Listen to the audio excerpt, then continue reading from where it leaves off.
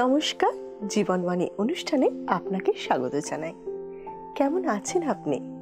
আমার বিশ্বাস ঈশ্বর আপনাকে সুস্থ ও সুরক্ষিত রেখেছেন। আপনি যদি আজকে প্রথমবার আমাদের এই জীবনবাণী অনুষ্ঠানে উপস্থিত আছেন, অথবা আপনি জীবনবাণী সম্পর্কে বিশেষ কিছু জানেন না, তাহলে আপনাকে বলি, এই অনুষ্ঠানে আমরা ঈশ্বরের বাক্য বাইবেল থেকে বিভিন্ন পুস্তক ধারাবাহিকভাবে অধ্যয়ন করে থাকি। আমার বিশ্বাস ঈশ্বরের বাক্যের এই আলোচনা অবশ্যই আপনার ভালো লাগবে।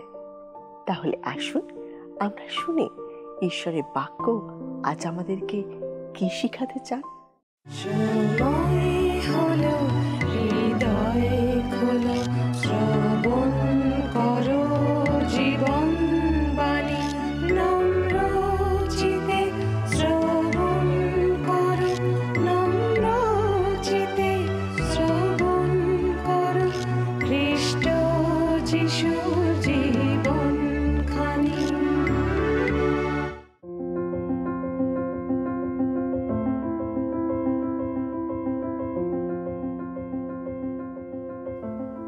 জীবনবাণী অনুষ্ঠানে ধারাবাহিকভাবে আমরা বাইবেলের বিভিন্ন পুস্তকগুলি অধ্যয়ন করছি। আর এই সময় আমরা বাইবেলের পুরাতন নিয়মের অন্তর্গত দানিয়েল ভাওয়াদির পুস্তকটি থেকে আলোচনা করছি। বিগত দুটি পর্বে আমরা এই পুস্তকের একটি নতুন অংশ অধ্যয়ন করেছি। আমরা যে সময় এখন আছি ততদিনে বেশ কিছু বছর অতিবাহিত হয়েছে। বাবিল সাম্রাজ্যের শাসনভার তখন নবুখুদনিসরের পুত্র নবুনিদসের হাতে, কিন্তু তিনি তার জীবনের অধিকাংশ সময় যুদ্ধক্ষেত্রে কাটাতেন। আর সেই কারণে তার হয়ে বাবিল নগর থেকে রাজ্য শাসন করতেন তার যুবক পুত্র বেলশস্সর। আপনি যদি আমাদের সঙ্গে নিয়মিতভাবে এই অনুষ্ঠানে উপস্থিত আছেন, তাহলে নিশ্চয়ই আপনি এই ইতিহাস বিস্তারিতভাবে জেনেছেন। আমার বিশ্বাস বেলশস্সর কেমন মানুষ ছিলেন সেই বিষয়ে আপনারা সবাই উপলব্ধি করতে সমর্থ হয়েছেন। দানিয়েল ভাওয়াদি পুস্তকের ৫ম অধ্যায়ে এসে আমরা লক্ষ্য করি যে বেলশস্সর একটা মহাভোজের আয়োজন করেছিলেন। সেই মহাভোজে অন্যান্য খাদ্যদ্রব্যের সঙ্গে যথেষ্ট পরিমাণে দ্রাক্ষারসও পরিবেশন করা হয়েছিল। আমরা সবাই দেখেছি যে তিনি নিজেকে কিভাবে একটা মন্দ কাজের সঙ্গে জড়িয়ে ফেলেছিলেন। সত্য ও জীবন্ত ঈশ্বরের অবমাননা করে তিনি জেরুসালেম মন্দির থেকে নিয়ে আসা পাত্রগুলিতে সেই দ্রাক্ষারস পরিবেশন করেছিলেন। এই কাজ করার পরেই এক অতি আশ্চর্য ঘটনা ঘটতে দেখা গেল। বেলশস্সর সহ সেই মহাভোজে উপস্থিত সবাই লক্ষ্য করলেন যে রাজপ্রাসাদের দেওয়ালে মানুষের একটি হাতের দ্বারা কয়েকটি কথা লেখা হয়ে যাচ্ছে। বেলশস্সর অত্যন্ত বিচলিত এবং ভীত হয়ে পড়লেন। তার পিতামহ নবুখুদনিসরের মতো তিনিও রাজ্যের সমস্ত বিদ্বানগণকে ডেকে পাঠালেন এবং সেই লেখাটির পাঠোদ্ধার করে তার তাৎপর্য ব্যাখ্যা করতে আজ্ঞা দিলেন। তিনি অবশ্য সফল ব্যক্তিকে পুরস্কৃত করার ঘোষণাও করলেন। আমরা এবারেও দেখলাম যে বাবিল রাজ্যের পণ্ডিতেরা এই কাজে অসফল হলেন।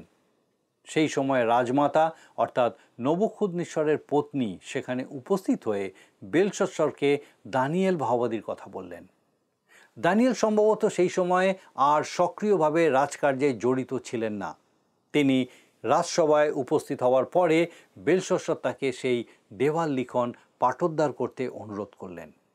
দানিয়েল তার কথায় রাজি হলেন, কিন্তু তার আগে তিনি বেলশস্সরকে তার পিতামহ নবুখুদনিসরের কথা স্মরণ করিয়ে দিলেন।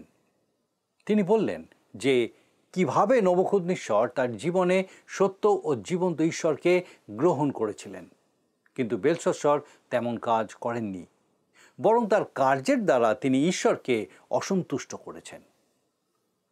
আমরা আজকের পর্বে প্রথমে দানিয়েলকে এই দেওয়াল লিখনের ব্যাখ্যা করতে দেখব। এখন আমরা শাস্ত্র থেকে সেই অংশ পাঠ করব এবং অধ্যয়ন করব। আসুন আমরা 25 পদ থেকে পাঠ করি। দানিয়েল ভাওয়াদি পুস্তক 25 পদ থেকে।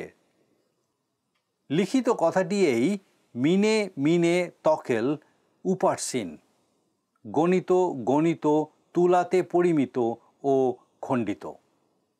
আমি আপনাকে এক বিদেশি ভদ্রলোকের গল্প না বলে থাকতে পারছি না।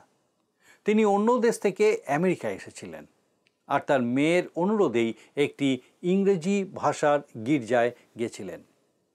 যদিও ইংরেজি বুঝতে তার খুব অসুবিধা হতো, তবুও তিনি তার মেয়ে মিনির সঙ্গে সেই গির্জায় যাওয়ার জন্য রাজি হয়েছিলেন।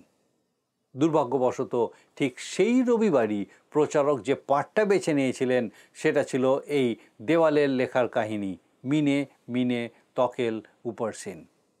যেই না প্রচারক এই লেখার কথা উল্লেখ করেছেন, অমনি সেই ভদ্রলোক তার মেয়ে মিনির হাত ধরে তাকে নিয়ে সোজা গির্জা থেকে বেরিয়ে গেলেন।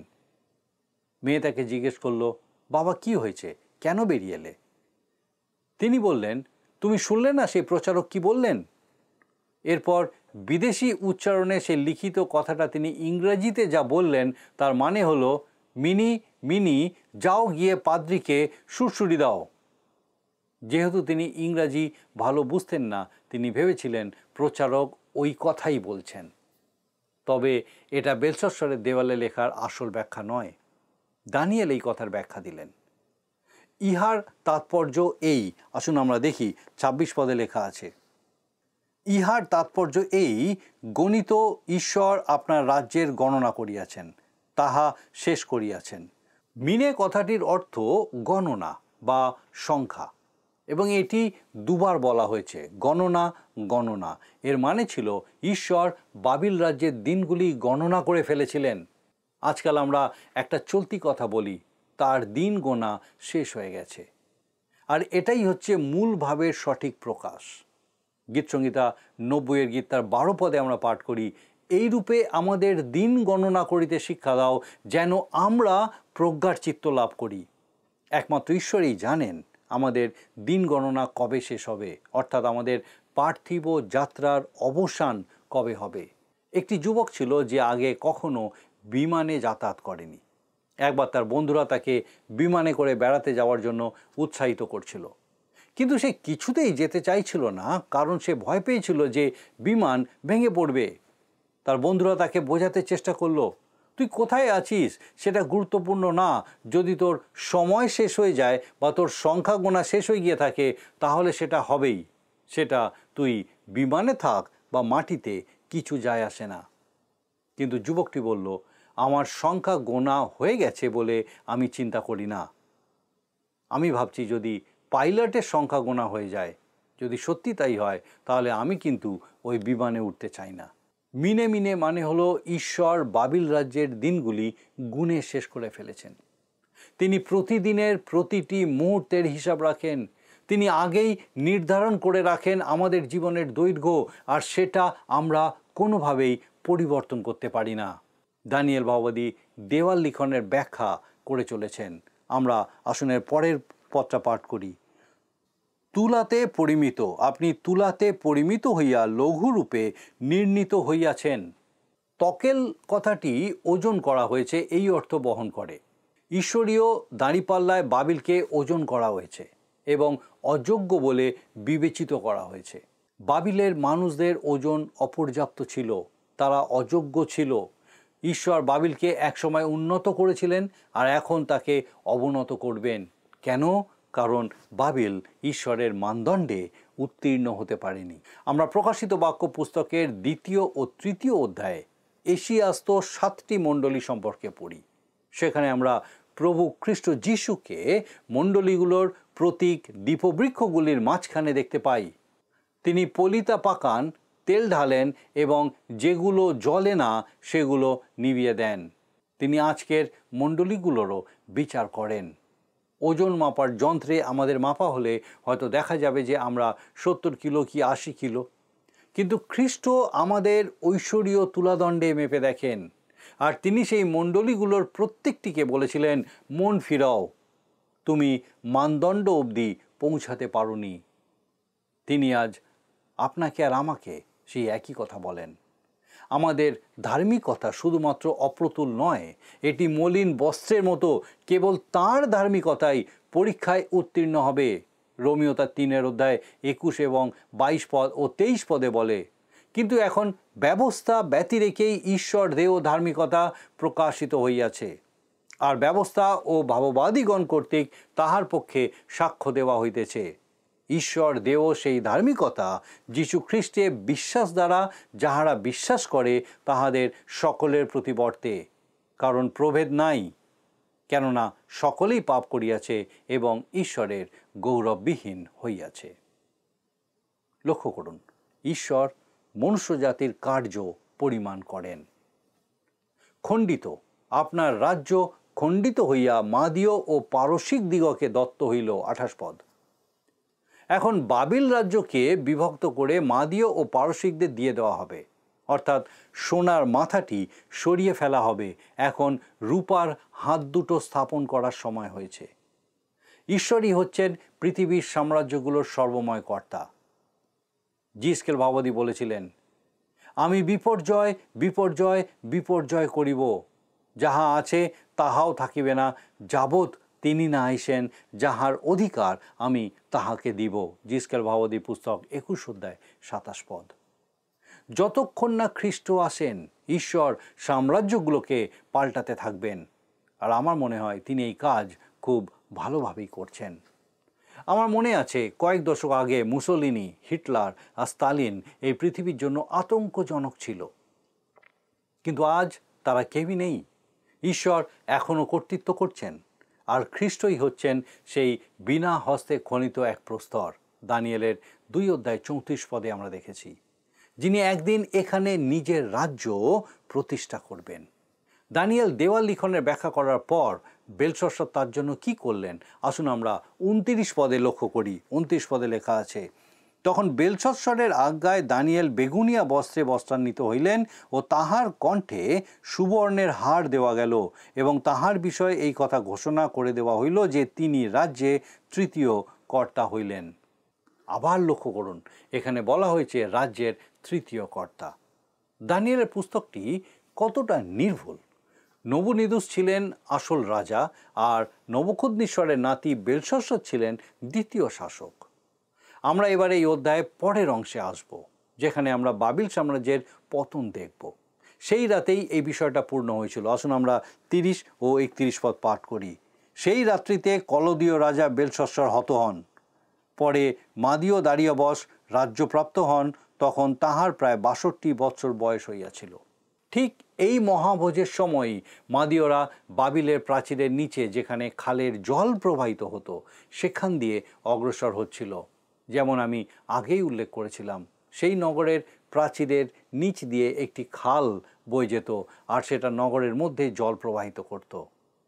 আর তখন সেই জলের স্রোতের মুখ ঘুরিয়ে দিয়ে সেটা আবার ইউফ্রেটিস নদীর মূল প্রবাহে ফিরিয়ে দেওয়া হয়েছিল।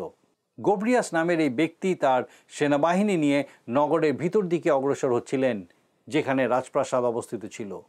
ইতিহাসে লেখা আছে যে তিনি ও তার সৈন্যরা, প্রহরীরা টের পাওয়ার আগেই নগরের মাঝখানে ঢুকে পড়েছিলেন। মাদীয়রা কিভাবে নগরটি দখল করেছিল সেই কথা গ্রিক ইতিহাসবিদ জেনোফন লিখে গেছেন। বেলশস্সরকে হত্যা করা হলো, তাকে পরিমাণ করা হয়েছিল, তার মধ্যে ঘাটতি দেখা গেছিল। এই কাজ ঈশ্বরই করে থাকেন, আর তিনি তার নিজের মানদণ্ড ব্যবহার করেন। তিনি আপনাকে আর আমাকে বলেন, সকলেই পাপ করিয়াছে এবং ঈশ্বরের গৌরববিহীন হইয়াছে। রোমীয় তার 3 অধ্যায় 23 পদ। আপনি আর আমি পুরোপুরি খাঁটি নই। আমরা সেই এক গজ চওড়া 100 ভাগ উলের কাপড় নই, যার বিষয়ে নিশ্চিতভাবে বলা যায় যে সেটায় কখনো ভাঁজ পড়বে না বা খুলে যাবে না। আমরা ঈশ্বরের মানদণ্ড অবধি পৌঁছাতে পারি না। আজ আমরা বিচারিত হচ্ছি না, আমরা হারিয়ে গেছি, আর ঈশ্বর আমাদের পরিত্রাণ দান করেছেন, ফিরিয়ে এনেছেন। বেলশস্সর ঈশ্বরকে প্রত্যাখ্যান করেছিলেন, আর তিনি হত হলেন। মাদীয় দারিয়াবস দ্বিতীয়, অর্থাৎ রূপার রাজ্য শাসন করা শুরু করলেন। তিনি হঠাৎ করে আক্রমণ করে বাবিলকে ধ্বংস করে দিয়েছিলেন। যিশাইয়া 21 অধ্যায় যিশাইয়া ভাওবাদী বাবিলের পতনের ভবিষ্যৎবাণী করেছিলেন। ভবিষ্যতের কোনো একটি দিনে আরেকটি বাবিল ঈশ্বরের হাতে পতিত হবে। প্রকাশিত বাক্য 18 অধ্যায়। এইভাবেই মানুষের দাম্ভিক সভ্যতার অবসান ঘটবে। এবারে আমাদের আলোচনার বিষয় হবে দানিয়েল পুস্তকের 6 অধ্যায়। এই অধ্যায়ে যে বিষয়গুলি আমরা লক্ষ্য করব, বিশেষ করে প্রথমত মাদীয় দারিয়াবসের অধীনে দানিয়েলের অবস্থান।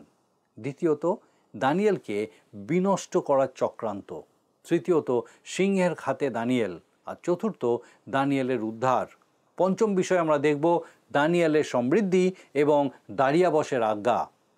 দানিয়েল পুস্তকের 6ষ্ঠ অধ্যায় সম্ভবত বাইবেলের সবথেকে পরিচিত অধ্যায়গুলির মধ্যে একটি এবং অবশ্যই এই পুস্তকের সবথেকে বিখ্যাত অধ্যায়।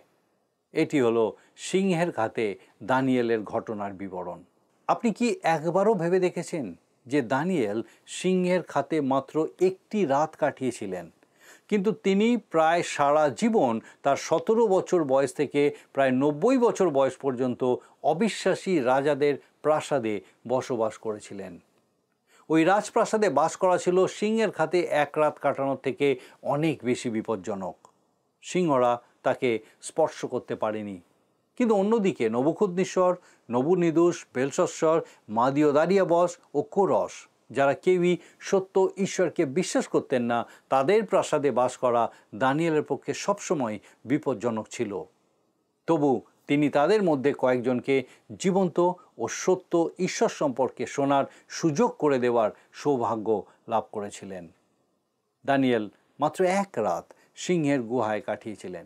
কিন্তু আমরা এই বিষয় নিয়ে চিন্তা করব, কারণ আজকের দিনে এতে আমাদের জন্য একটা বিশেষ বার্তা আছে। এই অধ্যায়টিতে দানিয়েলের পুস্তকের নিয়ন্ত্রিতভাবে ঐতিহাসিক অংশের সমাপ্তি হয়েছে, আর প্রতিটি ঐতিহাসিক ঘটনা আমাদের জন্য একটি নির্দিষ্ট উদ্দেশ্যে নথিভুক্ত করা হয়েছে। দানিয়েলের জীবনের এই বিশেষ ঘটনাটি হচ্ছে ঈশ্বরের সংরক্ষিত শক্তির একটি উদাহরণ। আর ঈশ্বর মহাক্লেশের সময়কালে বিশ্বাসী বর্গের অবশিষ্টাংশকে যেভাবে রক্ষা করবেন, এটা তারই একটা পূর্বাভাস। এই অধ্যায়টি হচ্ছে 3য় অধ্যায়ের সমতুল্য, যেখানে ঈশ্বর প্রজ্বলিত অগ্নিকুণ্ড থেকে দানিয়েলের সেই 3 বন্ধুকে রক্ষা করেছিলেন। 3য় অধ্যায়ে যেমন দানিয়েল কোথায় ছিলেন সেই নিয়ে প্রশ্ন ছিল, তেমন 6ষ্ঠ অধ্যায়েও সেই 3 ইব্রীয় সন্তানদের অবস্থান নিয়ে প্রশ্ন উঠে আসে। নিশ্চিতভাবে তারা ঈশ্বরের প্রতি দানিয়েলের আনুগত্যের পথ অনুসরণ করেছিলেন। যেহেতু ততদিনে অনেক সময় অতিবাহিত হয়েছিল, হয়তো তারা তখন আর বেঁচে ছিলেন না। অতএব 3য় এবং 6ষ্ঠ অধ্যায় মহাক্লেশের সময়কালে ইসরায়েল ও পরজাতীয় উভয় বিশ্বাসী বর্গের অবশিষ্টাংশের সংরক্ষণের জন্য দুটি দিক প্রদর্শন করে। 3য় অধ্যায়ে মানুষের ঘৃণা এবং অত্যাচারের দ্বারা যে চাপ সৃষ্টি হবে তার উপরে জোর দেওয়া হয়েছে। এই অধ্যায়ে জোর দেওয়া হয়েছে শয়তানের ঘৃণা ও অত্যাচারের উপর। আজকে আমাদেরকে যা বলা হয়েছে তা হলো, তোমরা প্রবুদ্ধ হও, জাগিয়া থাকো, তোমাদের বিপক্ষ দিয়াবল গর্জনকারী সিংহের ন্যায় কাহাকে গ্রাস করিবে তাহার অন্বেষণ করিয়া বেড়াইতেছে। 1 পিতর তার 5 অধ্যায় 8 পদ। আপনি আর আমি সিংহের একটি খাতের মধ্যে বাস করি। জগৎ হচ্ছে সেই খাত, আর একটি বিশাল গর্জনকারী সিংহ খাতের মধ্যে ঘুরে বেড়াচ্ছে। সাধু পিতর তাকে আমাদের বিপক্ষ দিয়াবল বলেছেন। এই অধ্যায়ের প্রথম অংশে আমাদের অধ্যয়নের বিষয় হচ্ছে মাদীয় দারিয়াবশের অধীনে দানিয়েলের অবস্থান। আসুন আমরা প্রথম দুটো পদ পাঠ করি। 6 অধ্যায়, দানিয়েল 6 অধ্যায় 1 ও 2 পদ। দারিয়াবশ ইয়া বিহিত বুঝিলেন, যেন তিনি রাজ্যের সর্বস্থানে রাজ্যের উপরে 120 জন ক্ষিতিপাল এবং তাহাদের উপরে 3 জন অধ্যক্ষকে নিযুক্ত করেন। সেই 3 জনের মধ্যে দানিয়েল একজন ছিলেন। ইহার অভিপ্রায় এই, যেন ওই ক্ষিতিপালেরা উহাদের কাছে হিসাব দেন আর রাজার ক্ষতি না হয়। এই অধ্যায়ের সূচনাতেই আমরা আবার ঐতিহাসিকভাবে অগ্রসর হয়েছি। বাবিল সাম্রাজ্য সুবর্ণময় মস্তক এখন আর অবশিষ্ট নেই। তাকে বিশ্বের ক্ষমতার শীর্ষস্থান থেকে সরিয়ে দেওয়া হয়েছে। বাবিলের পরিবর্তে আমাদের কাছে মাদীয় পারসিক সাম্রাজ্য এসেছে, যা নবুখুদ্নেসরের স্বপ্নে সেই রূপার বাহু দ্বারা প্রতিফলিত হয়েছে। ধর্মনিরপেক্ষ ইতিহাস অনুযায়ী বাইবেলে বর্ণিত দারিয়াবশ হচ্ছেন দ্বিতীয় ডেরায়াস সিয়াসকারিস এবং তিনি মাত্র 2 বছর রাজত্ব করেছিলেন। তার পরবর্তী শাসক ছিলেন কোরস বা সাইরাস। কোরস ছিলেন দারিয়াবশের ভগ্নী ম্যান্ডেন ও পারসিক ক্যাম্বেসেসের পুত্র।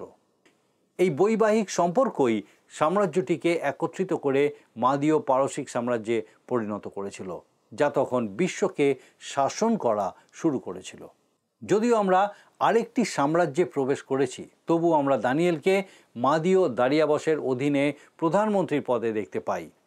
আমরা যখন সোনা, রূপা, পিতল, লোহা এবং মাটি দিয়ে নির্মিত একাধিক ধাতব মূর্তিটি অধ্যয়ন করছিলাম, 2 অধ্যায়, দানিয়েল ভাববাদী পুস্তক তার 2 অধ্যায়, তখন আমরা উপলব্ধি করেছিলাম যে সেখানে বিভিন্ন ধরনের অবনতির লক্ষণ দেখা যাচ্ছে, যেমন ভিন্ন ভিন্ন ধাতুতে অবস্থান ইত্যাদির অবনতি হয়েছিল।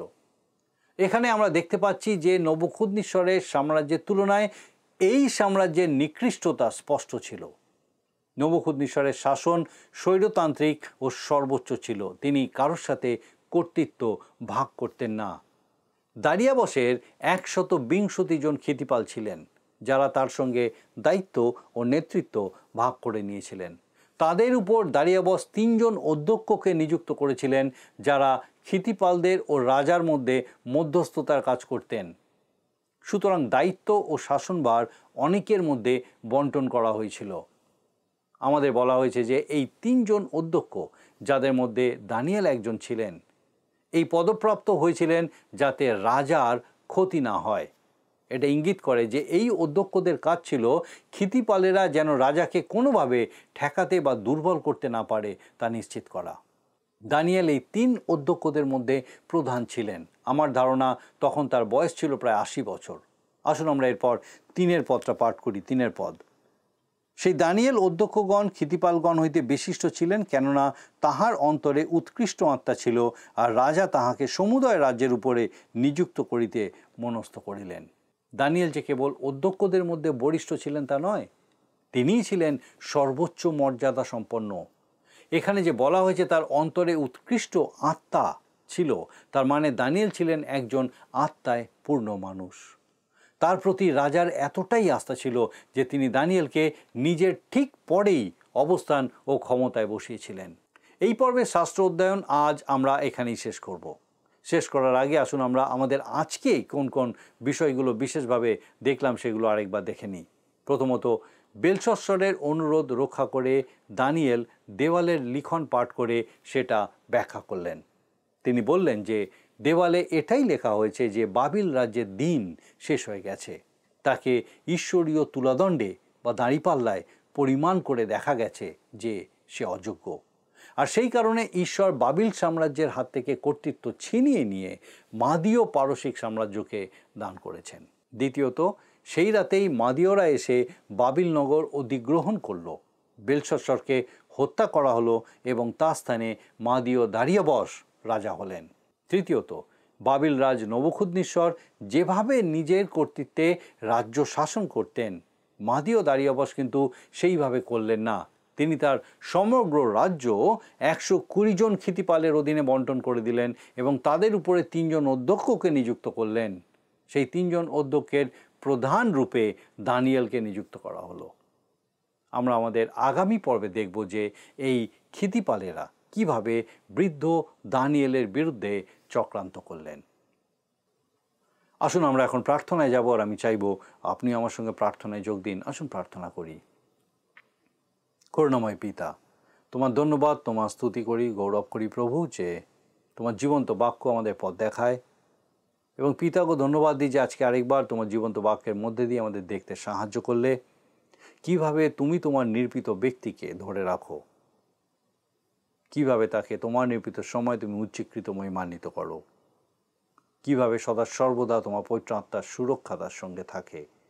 ধন্যবাদ দিয়ে আমাদের প্রত্যেক দর্শক বন্ধুকে আরেকবার তুমি উপলব্ধি করতে সাহায্য করলে। প্রার্থনা করি আমাদের সেই প্রত্যেক দর্শক বন্ধু, তাদের পরিবার পরিজন প্রত্যেককে পিতা তোমার পবিত্র আত্মার পরাক্রমে সুস্থির করো। বিশেষ করে হয়তো তারা কোনো রকম হয়তো কঠিন সমস্যার মধ্যে আছেন, এমন এক সমস্যা হয়তো নিজেদেরকে সেই দানিয়েলের মতো সিংহের গুহার মধ্যে হয়তো দেখতে পাচ্ছেন। স্বর্গীয় পিতা, যেভাবে তুমি দানিয়েলের সঙ্গে ছিলে সেইভাবে তুমি তাদের সঙ্গে থাকো। প্রভু তোমার পবিত্র পরাক্রমে সেই সমস্ত কঠিনতা থেকে রক্ষা করো, অন্ধকার থেকে রক্ষা করো এবং তাদেরকে তোমাতে সুস্থির করো যে প্রভু তোমার আলোক তাদেরকে ঘিরে রেখেছে, তুমি তাদেরকে বহন করছো, প্রতিপালন করছো, রক্ষা করে চলেছো। স্বর্গীয় পিতা, তোমার পবিত্র পরাক্রমে নির্ভরশীলতায় আরও বেড়ে উঠতে তুমি সেই প্রত্যেককে সাহায্য করো। ব্যক্তিগতভাবে, পারিবারিকভাবে যেন সেই প্রত্যেকে প্রভু তোমার প্রতি নির্ভরশীলতা এইভাবে আরও বৃদ্ধি পাওয়ার মধ্যে দিয়ে তোমার গৌরব করতে পারে। আমাদের সেই প্রত্যেক দর্শক বন্ধুকে, তাদের পরিবার পরিজন প্রত্যেককে পিতা সুরক্ষিত রাখো, তোমার আশীর্বাদে পূর্ণ রাখো, সমস্ত মন্দতা থেকে রক্ষা করো। তোমার যিশু নামে ভিক্ষা দয়া করে শ্রবণ ও গ্রহণ করো। আমেন।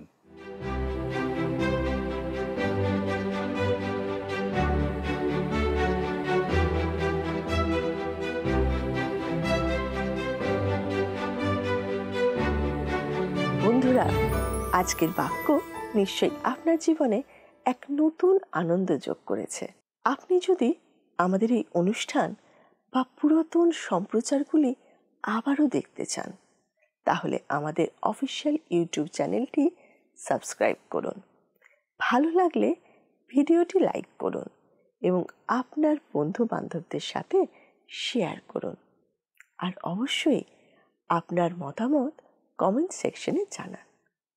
ভোরের আলো ফোটার সাথে সাথে যেমন পাখিরা আনন্দে কলতান শুরু করে, আমার মনে হয় ঈশ্বরের বাক্য শ্রবণ করলে আমাদেরও প্রাণ আনন্দে মেতে ওঠে। আপনার আনন্দের কথা আপনি আমাদেরকে জানাতে পারেন টিভি স্ক্রিনে দেওয়া নম্বরে। আমরাও আপনার সাথে প্রভুতে আনন্দ করব। এখন শুনে নিই আজকের দিনের প্রশ্ন। প্রিয় বন্ধু, আসুন আমরা আজকের প্রশ্নোত্তরে আসি। গতকালের প্রশ্নের উত্তর অপশন এ, সুবর্ণের। আজকের প্রশ্ন, দারিয়াবস তার রাজ্যে কতজন ক্ষিতিপালকে নিযুক্ত করেছিলেন? অপশন এ 100 জন, বি 3 জন, সি 50 জন, ডি 120 জন। বন্ধু, এই প্রশ্নের উত্তর আগামীকাল সন্ধে 6টার মধ্যে option A, B, C, D সহকারে আপনার নাম ও সম্পূর্ণ ঠিকানা সহ 9433497235 এই নম্বরে SMS বা হোয়াটসঅ্যাপে পাঠাবেন।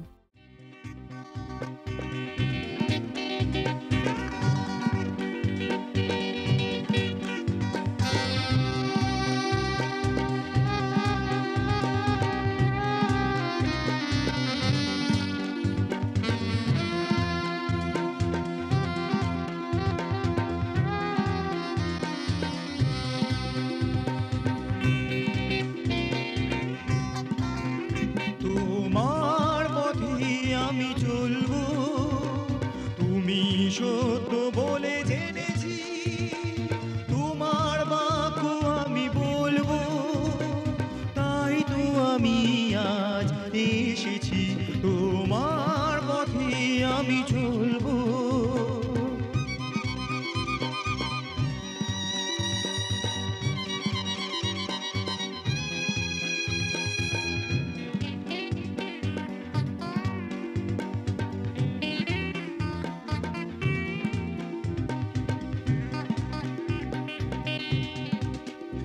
অসহায় পথে তুমি আমার বন্ধু যিশু দিশারি, অসহায় পথে তুমি আমার বন্ধু যিশু দিশারি। তুমি তো পথ সত্য জীবন, তুমি তো পথ সত্য জীবন, মুক্তির পথ মোরা পেয়েছি, তোমার পথে আমি চলবো।